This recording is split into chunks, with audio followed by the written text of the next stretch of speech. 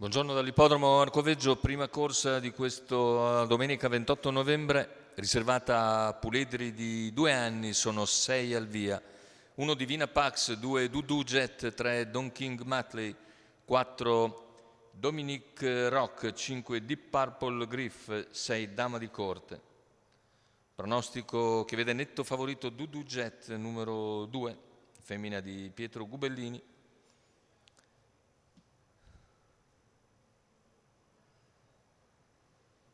Macchina che stacca e in partenza Dudu Jet cerca di rientrare a Dominic Rock che rimane all'esterno, poi insiste Dominic su Dudu Jet che però replica, serra sotto invece di Purple Griff che costringe Dominic all'esterno. Tanto 15 per i primi 200 e quarto iniziale che viene completato da Dudu Jet, netta favorita in 36. Si adegua al largo Dominic Rock, seconda posizione per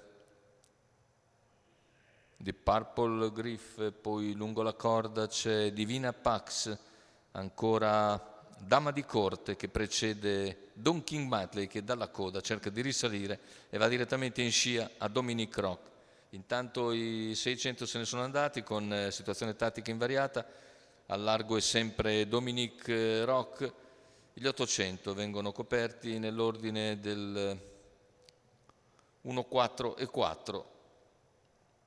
Si affronta la penultima piegata, sempre leader Dudu Jet, all'esterno rimane Dominic Rock a lato di Purple Griff, poi Divina Pax, chilometro iniziale in 1:23.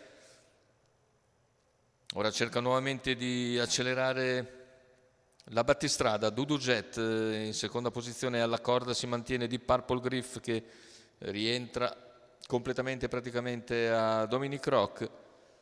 Terza posizione lungo la corda per Divina Pax che ha all'esterno Don King Matley, mentre lungo la corda in coda è Dama di Corte. Intanto allunga Dudu Jet, prende una quindicina di metri di margine ed entra nettamente al comando addirittura d'arrivo. Finale con Dudu Jet che accelera ancora e ottiene la seconda vittoria su 3 uscite. La lotta per il secondo posto vede all'interno sbucare Divina Pax che ha ragione di precisione di Deep Purple Griff. 1:18:1 con 29,7 a chiudere, vittoria in totale scioltezza per Dudu Jet che una volta rientrato a Dominic Rock non ha più avuto problemi sul percorso, vince davvero molto facile, l'allieva di Pietro Gubellini e Fausto Barelli, quota da nettissima favorita per la vincitrice alla seconda vittoria su 3 uscite.